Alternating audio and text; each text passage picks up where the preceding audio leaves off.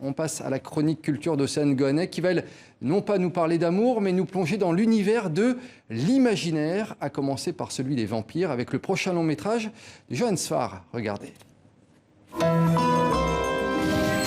Ça fait 300 ans que j'ai 10 ans. 300 ans que je m'ennuie. J'en ai marre d'être toujours coincée ici. Tu peux pas dire ça. Moi, je m'en fiche. Je quitte cette maison. Il a perdu la boule. Je veux qu'on me traite comme les autres enfants. À l'école, pour rencontrer des amis de mon âge. Bien le nom de l'élève. Michel Douffon. Qui es-tu? Un vampire. Et je veux être ton ami? Tais-toi, t'as pas de raison d'avoir peur. Faut pas que tes parents apprennent que j'existe. C'est mes grands-parents. J'ai perdu mes parents. Ah bon? Tu les as mis où? Ah, t'es rigolo. Perdu mes parents, c'est une expression, ça veut dire qu'ils sont morts. Maman, les morts, ils bougent plus jamais? Non, il ne bouge plus jamais. Nous, c'est pas Et grave. bonjour Océane. Bonjour, Vous êtes accompagné aujourd'hui de Manuel Soufflard. Bonjour Manuel. Vous travaillez pour les éditions J'ai lu et vous êtes un des organisateurs du mois de l'imaginaire.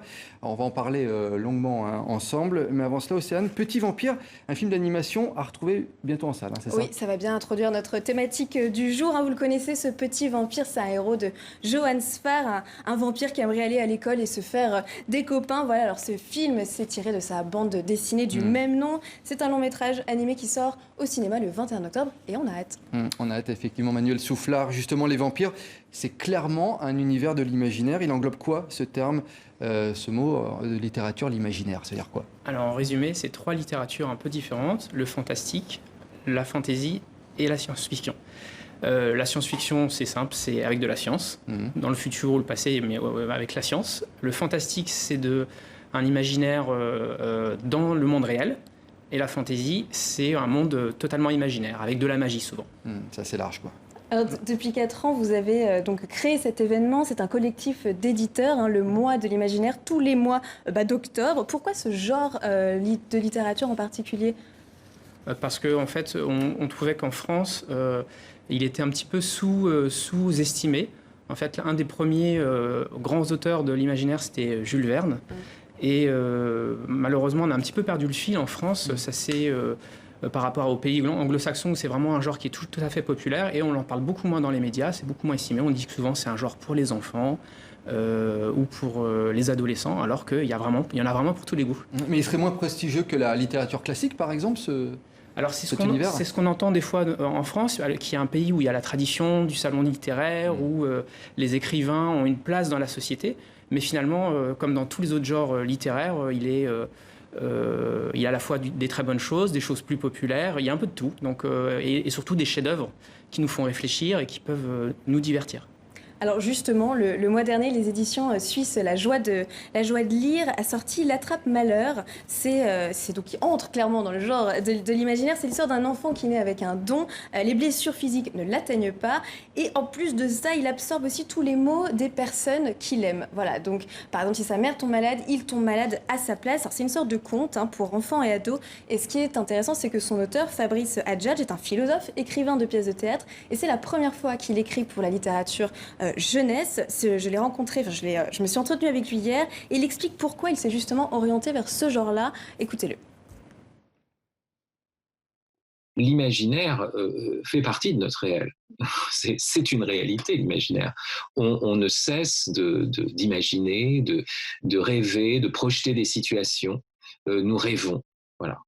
Et puis, ce rêve, cet imaginaire permet de nous désengluer d'une certaine façon du quotidien.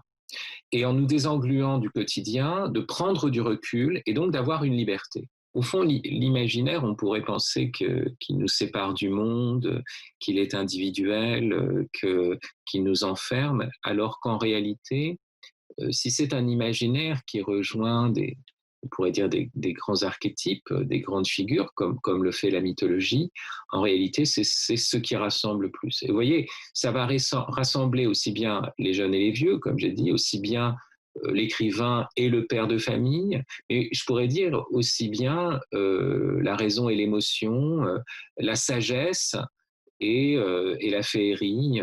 C'est ça ce que contient le conte en général. Ouais, c'est vrai qu'on associe souvent l'imaginaire à la jeunesse et pourtant, hein, Fabrice Adjadj le disait, c'est un genre qui permet de relier tous les âges et de nombreux auteurs de l'imaginaire visent aussi un public adulte. Vous êtes d'accord avec ça? Bien sûr. Moi, par exemple, l'œuvre la plus connue d'imaginaire de notre génération, c'est Harry Potter. Harry Potter, c'est ma grand-mère qui m'a fait découvrir parce qu'elle-même avait adoré.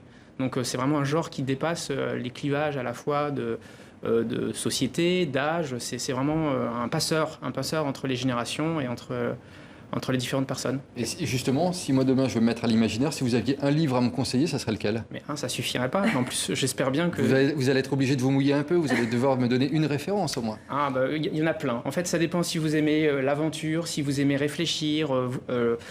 La Game of Thrones, le livre dont on entend parler le plus ces derniers temps, avec la série qui a énormément eu de succès, mais si vous préférez réfléchir sur le futur ou sur l'écologie ou sur les rapports de pouvoir, il y en a tellement. Donc voilà, il y a plein d'écrivains français ou étrangers qui sont très très bons. Il faut goûter à tout en gros. En tout cas, on a besoin de l'imaginaire en ce moment, dans la période dans laquelle on vit. Plus que jamais, c'est un terrain sur lequel il faut qu'on aille. Moi, je le crois, mais après, je pense qu'il faut aussi s'ouvrir à tous les genres. On peut avoir... des choses très intéressantes dans tous les genres. L'imaginaire, en fait, c'est à la fois la possibilité de se cultiver, d'apprendre, de réfléchir le futur en s'amusant, en passant par un biais, l'imagination, qui nous fait abandonner un peu toutes nos défenses. Et donc, que demander plus pour entrer dans des histoires. Exactement, pour s'échapper. C'est un bon mot. Et justement, ce mois d'octobre est invité, c'est une invitation pour s'échapper. Il y a beaucoup d'événements qui vont être organisés tout au long du mois, et notamment un festival à Nantes connu, les Utopiales. C'est un événement important aussi pour le mois de l'imaginaire. Évidemment, en fait, les Utopiales, les gens ne le savent pas, mais c'est le 3e salon littéraire de France. C'est spécialisé sur la science-fiction. Et en fait, cette année est un peu particulière à cause du Covid, mais il parle à la fois de science, de littérature, de cinéma. C'est hyper complet. Et il suffit d'y aller une année en fait, pour voir que même si on a des doutes, est-ce que j'aime ou pas l'imaginaire, il y a toujours un truc qui nous intéresse. Et c'est ça qui est magique, en fait. C'est qu'il faut y aller, il faut découvrir, et on a toujours quelque chose qui nous titille. Et là, on parle de littérature, mais en fait, l'imaginaire parle aussi à tous les genres culturels. Est-ce que c'est une invitation aussi au cinéma et aux jeux vidéo, peut-être les prochaines éditions de s'en emparer? On n'attend que ça. En fait, on est 50 éditeurs pour l'instant, du plus petit au plus grand. Ça demande du temps pour se structurer, pour proposer des choses intéressantes, mais l'idée, ça serait l'année prochaine la BD, l'année suivante le jeu vidéo, et l'année d'après le cinéma. C'est un genre qui, en fait, est souvent adapté... Il y a plein de ponts après vers d'autres arts. Exactement. En fait, ça dépasse vraiment tous les clivages, en fait. Donc, il n'y a pas de raison. On n'attend que ça. Merci beaucoup, Manuel Soufflard, en tout cas, d'être venu sur le plateau de TV5 Monde. Merci à vous. Merci.